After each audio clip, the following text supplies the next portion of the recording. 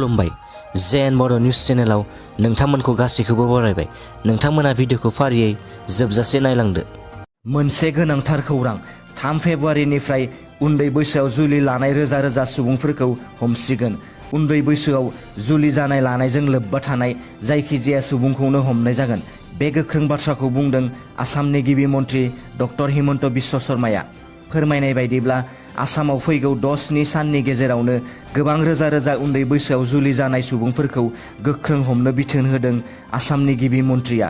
गिबि मन्थ्रि डक्टर हिमन्त बिश्व शर्माया बुंदों, सिगाङाव जानाय आरो दानि जानाय आयेन बेरेखा जुलिनि जायखिजाया हौवा हिन्जाव सुबुंखौनो दिनैनि फुंनिफ्राय हमनाय जागोन। बेनि अनगायैबो 14 बोसोरनि गाहायाव थानाय हिन्जावसाखौ जुलि खालामग्रा एबा गथ' मोननाय हौवाखौ पस्क' एक्टनि गेजेरजों हमनाय जागोन आरो बेनि साजाया जिउ जोबजासिम। थारैनो बियो मोनसे जोबोद साननो गोनां बाथ्रा दि रायजोनि गेजेराव उन्दै बैसोआव जुलि खालामनायनि सायाव आसामनि पुलिस बिफाना गासै 4004 केस रेजिस्टार खालामबाय। बेनि गेजेराव बिटिआर ओनसोलनि जिल्लाफोराव क'क्राझाराव 204, उदालगुरियाव 235, बाक्सायाव 153, तामुलपुराव 110 आरो चिराङाव मोन 54 उन्दै बैसोआव जुलि खालामनायनि केस मोननाय जादों। बेफोर केसनि सायावनो 3 फेब्रुआरिनि फुंनिफ्राय जिल्ला नाङैनो नायबिजिरनाय हाबाफारिया जागायजेनगोन। बेनि थाखायनो साफ्रोमबो सुबुंफोरखौ हेफाजाब होनो गिबि मन्थ्रिया खौरां बिजोंनि गेजेरजों खावलायहरदों। हाग्रा बिफाननि मोनसे गिदिर जाफुंसारनाय। चिराङाव आयेन बेरेखायै खावनानै लाबोनाय दंफांजों लोगोसे गंस्नि मोसौ गारि आरो 13 मोसौ मिथुनखौ हमनो हादों होनना मिथिनो मोन्दों।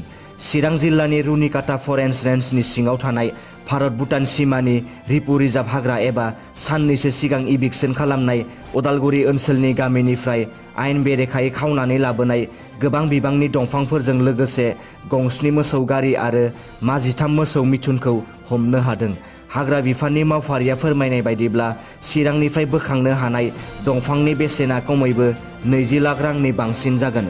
हमनो मोननाय दंफांजों लोगोसे मोसौ मिथुन आरो मोसौ गारिखौ सान्तिपुर हाग्रा बिफाननि मावख'आव दोनफैदों होनना खौराङाव फोरमायदों। United liberation front of Assam एबा उल्फानि केडारआ थांनाय 2 फेब्रुआरि खालि पुलिसनि आखायाव गावखौनो गथायदों। पुलिसनि आखायाव गावखौ गथायनाय केडारखौ सांग्राम सैक्या बुलबुल बर'आ होननानै सिनायथिनो मोन्दों। सांग्राम सैक्याखौ चराइदेव जिल्लानि सनारिनि थागिबि होननानै मिथिनो मोन्दों। फोरमायनाय बायदिब्ला सांग्राम सैक्याया काहलिपारा आसाम पुलिसनि एसबि अफिसाव गावखौ गथायो। फेब्रुआरि दाननि 1 खालार खालि गुवाहाटीनि दिसपुराव सासे लाइमोना दुथांनि गोबौ हाथियारजों गाग्लोबनायाव गोब्राबै जोखोम जायो।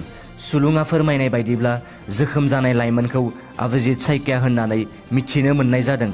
जाथाय जानाय समाव अभिजित सैक्याखौ दिसपुर एमएलए हस्टेलनि उनाव थानाय देबदारु पार्कनि गाव थाग्रा न'आव उन्दुना दंमोन होननानै मिथिनो मोननाय जादों।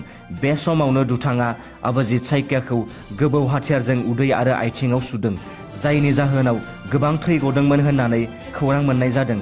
मख'नो गोनांदि जोखोम जानाय लाइमोनखौ गोनां नखरनि आरो सुप्रिम कर्टनि लयार निरुपमा सैक्यानि फिसाज्ला होनना मिथिनो मोन्दों। दिनैनि रादाबा एसेनोसै। नोंथांमोना भिडिअखौ नायनानै मोजां मोनदोंबा अन्नानै चेनेलखौ साबस्क्राइब खालामनो दाबाव। लोगोसे लाइक, शेयार आरो कमेन्ट खालामहर, जाहाथे उनाव आं नोंसोरनिसिम गोदान निउसनि आपडेटफोर लाबोबाय थानो हायो। गोजोन्थों।